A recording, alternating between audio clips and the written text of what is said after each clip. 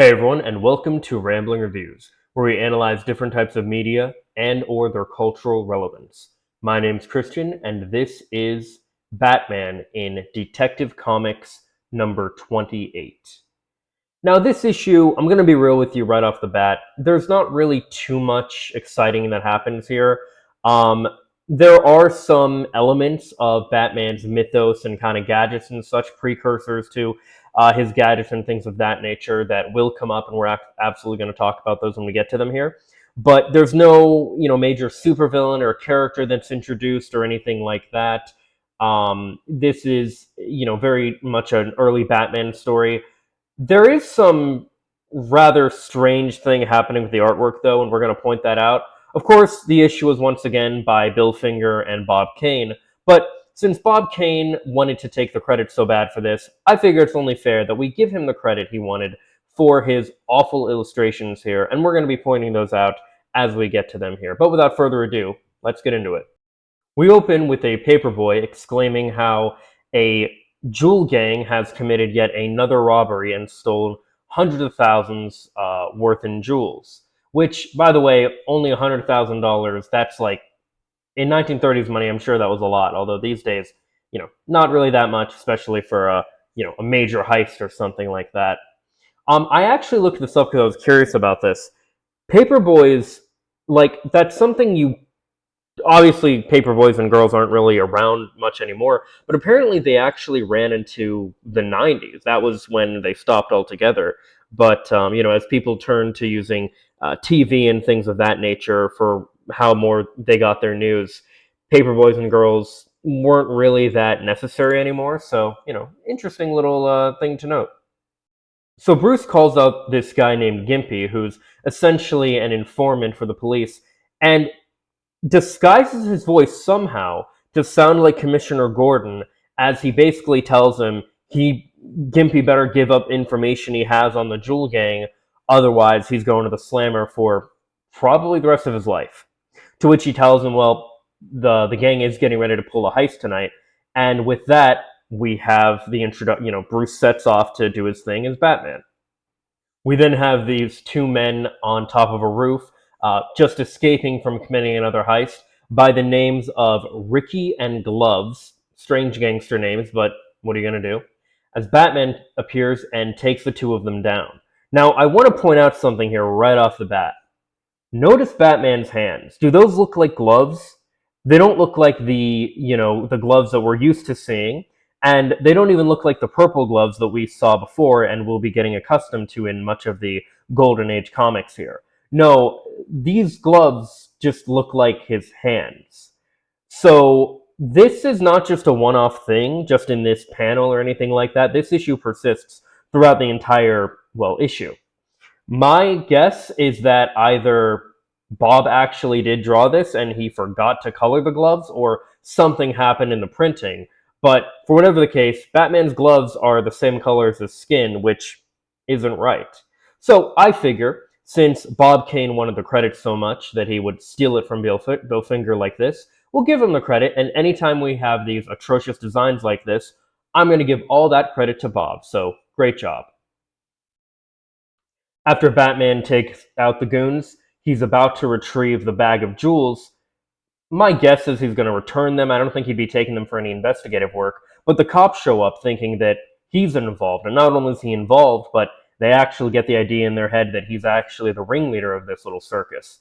Now, again, I want to point out, the gloves, it looks like he's just not wearing gloves, which, I mean, if the idea was supposed to be for Batman actually not wearing gloves, that's just stupid because, he's just contaminating evidence. And as the world's greatest detective, he should know a hell of a lot better. Again, putting it down to a drawing mistake by Bob Kane. But I do want to point out here, as I said, there's not really too much special that happens in this issue, but I do want to point out a couple things. First of all, I want to point out that we have this moment where, as Batman is evading the cops, he does this kind of acrobatic flip, which is interesting to me because I feel like, acrobatics and stuff aren't really associated that much with Bruce, more so as they're associated with Dick Grayson, Robin, Nightwing, characters like that, or even Batgirl and other characters. But Batman himself, not really someone I associate much with, acrobatics like this. But I do want to point out here, as Batman's leaving, we see the first use of not the grappling hook that he normally uses from his gun, but rather just a regular, like, twirl around and, throw kind of a lasso. But, this is interesting because much like how the car that we've seen and we'll be seeing again later here is more of a primitive precursor to the Batmobile, this is also a primitive precursor to the grappling hook. So I think it's very interesting how we have things like that. Again, we're seeing the early foundations of the mythos of Batman being built up from the jump, really. I do want to point out here as well that as Batman's leaving, with all of the, we're going to be seeing the hands instead of gloves, like I've been saying, we do actually have this little panel where the coloring is correct. Not only did they give him the purple gloves, like we'll be seeing throughout much of the Golden Age Batman here, but they actually gave him blue gloves. In this case, they colored his hands blue, which are a lot closer to what his hands actually are. His gloves actually are these days, as we know. We'll be seeing that again in a moment too, and I'm going to point it out here. Now, with the police thinking that Batman's the head of the gang, it frees up the actual gang to be like, all right, cool. The heat's on Batman, so we're just going to let him take the blame, and the cops will be on the lookout for him, so we're basically free to do what we want.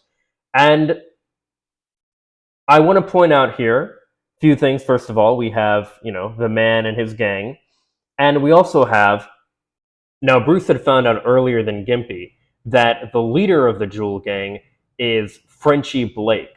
So Bruce knows who's actually behind everything and goes over to where the guys are as they're all discussing, all right, so the cops think that Batman's behind all this. With the heat on him, the cops won't be looking out for us.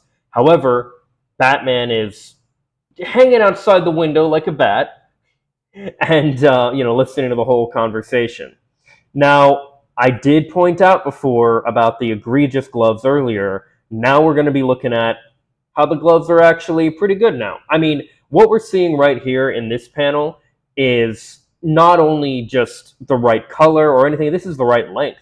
This is like what the gloves would become and what we know them as more today.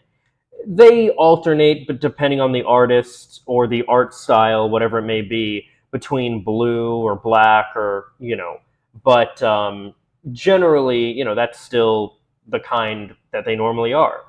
That is going to be the best version of the best drawing of Batman and his gloves that we see through this entire issue, though. So hope you enjoyed it, because it's not coming back. It's only going to get worse from here.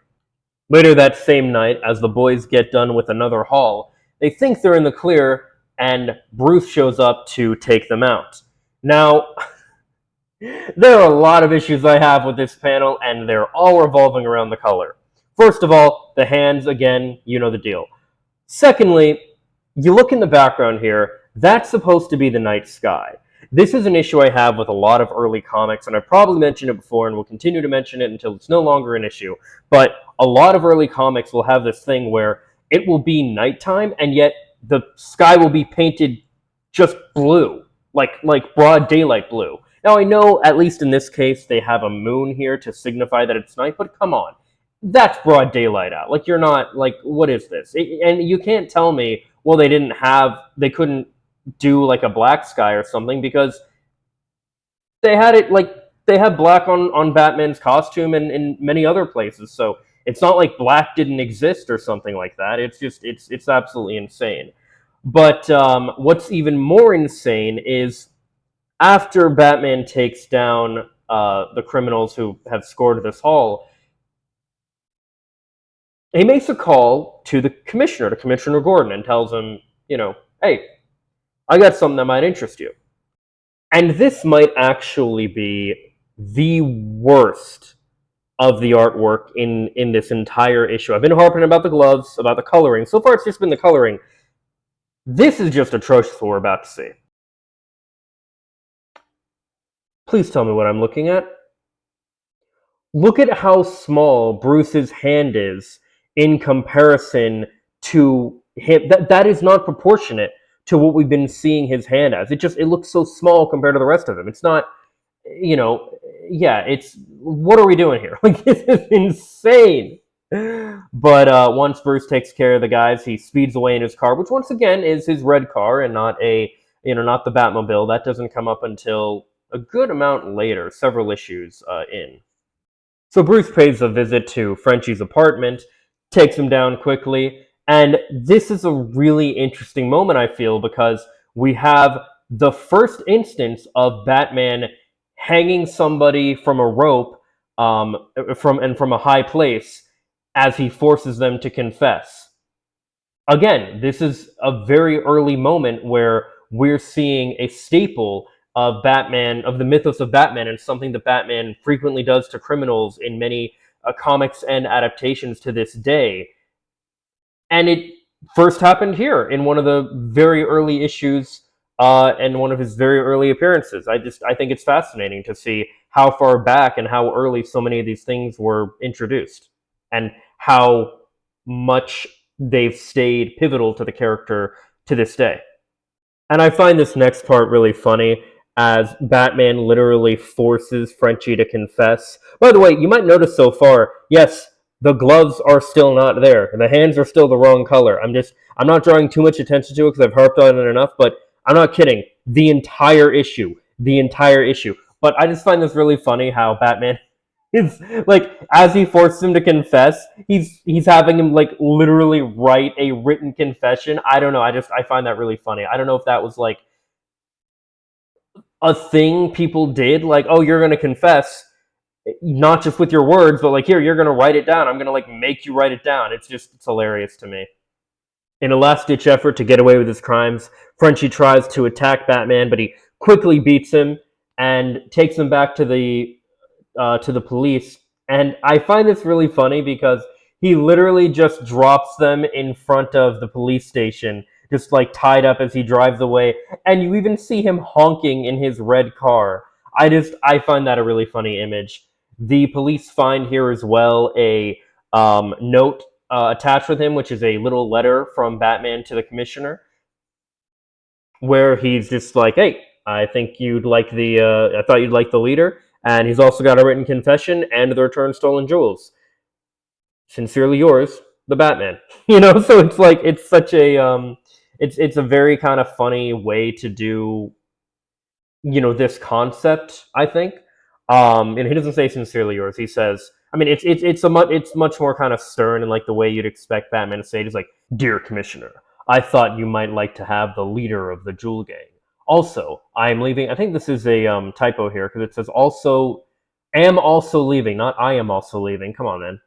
I'm also leaving his confession and stolen jewels. Till we meet again, I remain the Batman. With like this little Batman bat wings and stuff. By the way, on a side note, I don't know about you guys, but for me, whenever I read Batman comics or have anything with him in it, Kevin Conroy's Batman is to this day the one that I hear. I don't hear any other Batman. It's just, that's the one that I hear.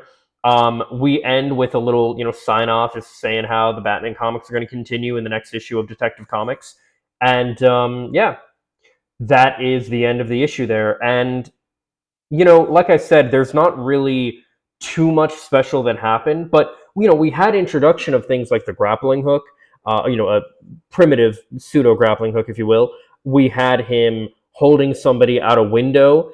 We even had, along with the just awful, awful illustrations and colorations of his gloves throughout the majority of the issue, we did have those two panels where it did actually look good, and one of them was even the gloves that we see to this day, where instead of them just coming up to his wrist, they come up to his forearm.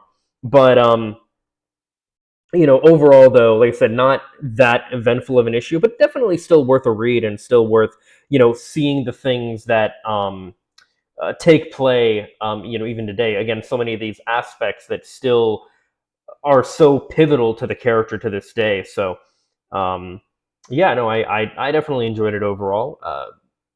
Awful glove coloring aside. Oh, and once again, of course, the like, even as he was driving away, like we saw, that was supposed to be nighttime, and again, Doesn't look like nighttime, but that's an issue with a lot of early comics in general. It has nothing to do with Batman specifically or anything like that. In any case, and as always, these are just my thoughts. Let me know what yours are in the comments down below. Follow me on social media for more.